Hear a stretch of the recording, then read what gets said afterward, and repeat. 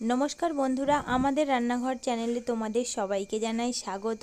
তো আজকে আমি ফিরে এসেছি আরও একটা নতুন রেসিপি নিয়ে। তো আমি জানি এটা তোমরা সবাই বানাতে পারো। তো আমি ঘরে থাকা কিছু উপকরণ দিয়েই ঘরোয়া পদ্ধতিতে আজকের এই ফিশ ফ্রাইটা তোমাদের সাথে বানিয়ে দেখাবো। তো তোমরা অবশ্যই আমাকে ভিডিওটা পুরোটা দেখো, আর কেমন হয়েছে অবশ্যই জানিও। তো চলো বন্ধুরা, এখনই বেশি কথা না বলে পুরো রান্নাটা শুরু করে দিই। তোমরা পুরো ভিডিওটা দেখতে থাকো। তো দেখো, এখানে আমি একটা প্লেটের মধ্যে কিছু ভেটকি মাছের ফিলে নিয়ে নিয়েছি। তো সবার আগেই বলি, তোমরা কিছু মনে করো না, ভেটকি মাছের ফিলেগুলো একটু আঁকা বাঁকা কাটা, কারণ আমি ঘরেই কেটেছি। তো দেখো, এর মধ্যে আমি নুন, হলুদ আর 1 চামচ ভিনিগার দিয়ে দিয়েছি। তোমাদের কাছে ভিনিগার না থাকলে তোমরা এর পরিবর্তে লেবুর রসও দিতে পারো। তো এবার দেখো, আমি সমস্ত উপকরণগুলো আমি ভালো করে মাছের সাথে মিশিয়ে নিচ্ছি। তো দেখো, আমি মাছের সাথে সমস্ত মশলাগুলো মিশিয়ে নিয়েছি। এবার এটাকে 15 থেকে 20 মিনিট রেখে দেব। তো এখানে দেখো, আমি কিছু জিনিস নিয়েছি, যেমন এখানে আছে আদা কুচি, রসুন, এখানে আছে একটা পেঁয়াজ, কাঁচা লঙ্কা দুটো আর ধনেপাতা। এবার এটাকে আমি সব কিছু একসঙ্গে একটা পেস্ট বানিয়ে নেব বেটে। তো চলো এটা বেটে নিয়ে ফিরে আসছি। তো দেখো, আমি সমস্ত মশলাগুলো একসাথে পেস্ট করে নিয়েছি। তো এবার এই মশলার পেস্টটা মাছের মধ্যে দিয়ে দেব। তো তোমরা ভাবছো যে মাছের পিসগুলো এরকম, তো তার জন্য সত্যি তোমরা কিছু মনে করো না। আমি যখন ফিশ ফ্রাইটা বানাবো তখন কিন্তু শেপটা সেই ফিশ ফ্রাইয়ের মতোই হয়ে যাবে। মাছগুলো একটু এবড়ো খেবড়ো হয়েছে, বুঝতে পারছি। তো দেখো, এবার এই মশলাগুলো ভালো করে মাছের মধ্যে মাখিয়ে নেব। সমস্ত মাছের মধ্যে এইভাবে ঘষে ঘষে কিন্তু মশলাগুলো মাখিয়ে নিতে হবে। তো দেখো, আমি সমস্ত মশলাগুলো ভালো করে মাখিয়ে নিয়েছি। এবার একটা কন্টেনার নিয়ে নিয়েছি ঢাকনাওয়ালা। তো এর মধ্যে এবার এই মাছগুলোকে আমি সব মাছ মশলা সমেত তুলে দেব। দেখো, আমি সমস্ত মাছ মশলা সমেত এতে তুলে দিয়েছি।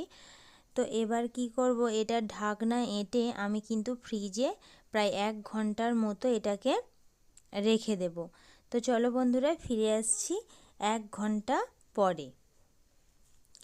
তো দেখো, প্রায় 45 মিনিট পরে আমি ফিরে এসেছি। একটা বাটির মধ্যে আমি ডিম ফেটিয়ে নিচ্ছি। আমি এখানে 2টো ডিম নিয়েছি, এতেই আমার হয়ে যাবে। তো এবার ডিমটা চামচ দিয়ে ভালো করে ফেটিয়ে নিতে হবে কুসুমগুলোকে।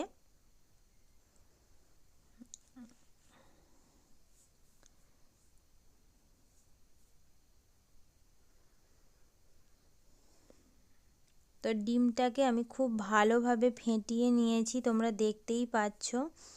ডিমটা কিন্তু খুব ভালোভাবে ফেটানো হয়ে গিয়েছে। তো এবারে দেখো, ফ্রিজ থেকে প্রায় 1 ঘন্টা পরে আমি মাছটা বার করে নিয়ে চলে এসেছি। দেখো,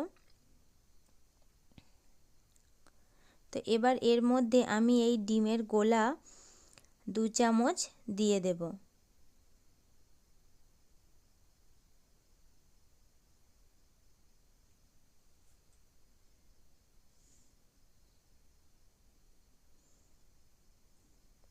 আর দিয়ে দিচ্ছি অল্প একটু ময়দা।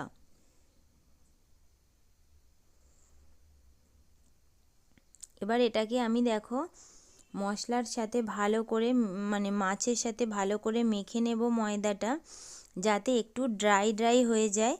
এতে কিন্তু আমার ফিশ ফ্রাইটা তৈরি করতে সুবিধে হবে। দেখো, আমি ভালো করে মিশিয়ে নিয়েছি।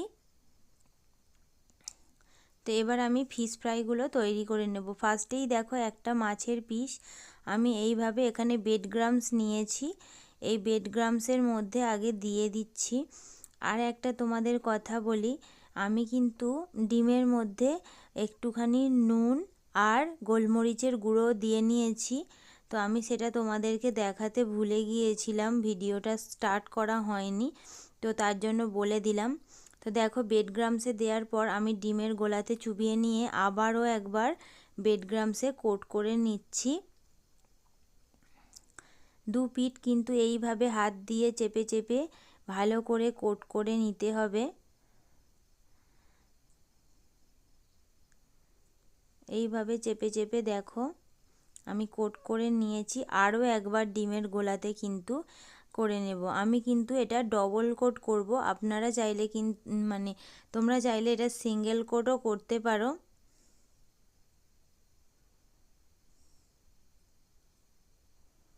তো দেখো এইভাবে হাত দিয়ে চেপে চেপে আমি ভালোভাবে কিন্তু ওটাকে যাতে না ভেঙে যায় ছেড়ে যায় সেই জন্য আমি এইভাবে হাত দিয়ে চেপে চেপে বেড গ্রামসটা ফিশ ফ্রাইয়ের মধ্যে নিয়ে নিচ্ছি। তো দেখো এখানে আমি একটা ছুরি নিয়েছি, ছুরির সাহায্যে এটাকে আমি শেপ দিয়ে নেব। দেখো এইভাবে ছুরি দিয়ে আমি 4-5টা সমান করে নিচ্ছি। অনেকেই অনেক কিছু দিয়ে এটাকে সমান করে চেপে চেপে সুন্দর করে তোলে, বাট আমার কাছে তো সেটা নেই, তাই আমি ভাবলাম দেখি ছুরি দিয়েই চেষ্টা করে পারি নাকি। তো দেখো ছুরি দিয়ে কিন্তু খুব একটা খারাপ হয়নি, তোমরা দেখতেই পাচ্ছ। তো এইভাবে ওপরগুলোও একটুখানি ছুরি দিয়ে চেপে চেপে সমান করে দিলাম।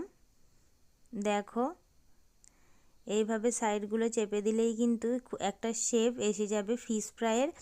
তো দেখতেই পাচ্ছ তোমরা আমার একটা ফিশ ফ্রাই কিন্তু তৈরি হয়ে গেল। তো দেখো এইভাবেই আমি সমস্ত ফিশ ফ্রাইগুলো তৈরি করে নেব। তো দেখো আমার এখানে কিন্তু 6টা ফিশ ফ্রাই তৈরি করা হয়ে গিয়েছে সব কটা। তো তোমরা দেখতেই পাচ্ছ শেপটা কিন্তু ভালোই এসেছে। তো চলো এবার এগুলোকে ভেজে নিই। তো দেখো এদিকে আমি গ্যাসটা অন করে তেলটা গরম করতে দিয়ে দিয়েছি। তেলটা কিন্তু ভালো করে গরম করে নিতে হবে। আর অবশ্যই ভাজার সময় দেখো গ্যাসের ফ্লেমটা মিডিয়ামে করে দেবে। খুব হাই ফ্লেমে থাকলে কিন্তু তাড়াতাড়ি ওপরটা লাল হয়ে যাবে আর ভেতরটা কাঁচা থেকে যাবে। তাই তেলটা গরম করার পরে কিন্তু গ্যাসের ফ্লেমটা মিডিয়ামে রাখতে হবে। তো দেখো যেহেতু বেড গ্রামস তাই খুব বেশি সময় লাগে না লাল হতে। তো দেখো দেওয়ার সঙ্গে সঙ্গেই কিন্তু কালারটা চেঞ্জ হয়ে গিয়েছে।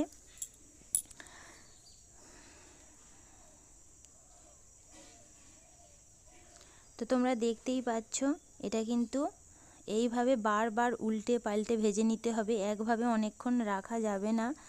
তো এটাকে বারবার উল্টে পাল্টে ঘন ঘন উল্টাতে হবে। তো দেখো আমার কিন্তু একটা ফিশ ফ্রাই ভাজা হয়ে গিয়েছে, আমার কিন্তু একটুও ফিশ ফ্রাইটা ভেঙে যায়নি বা ছেড়ে যায়নি, দেখতেই পাচ্ছ। এইভাবে দেখো আরও একটা ফিশ ফ্রাই কিন্তু আমি ছেড়ে দিয়েছি।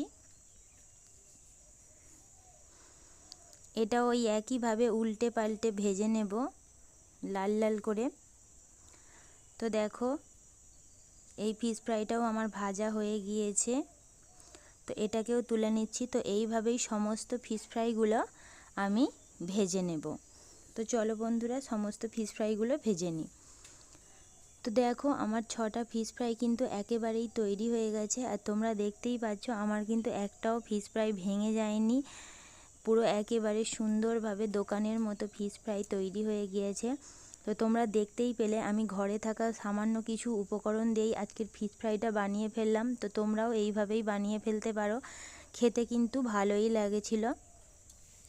যারা খেয়েছিল সবাই বলেছিল ভালো হয়েছে। তোমরাও অবশ্যই বাড়িতে বানিয়ে দেখো আর অবশ্যই আমাকে কমেন্ট করে জানিও তোমাদের কেমন লেগেছে ওটা। আর যদি ভিডিওটা ভালো লেগে থাকে তাহলে অবশ্যই লাইক কমেন্ট শেয়ার করে দিও আর আমার চ্যানেলটাকে সাবস্ক্রাইব করে দিও। তো ফিরে আসছি আরও একটা নতুন রেসিপি নিয়ে, ততক্ষণের জন্য সবাই ভালো থেকো, নমস্কার।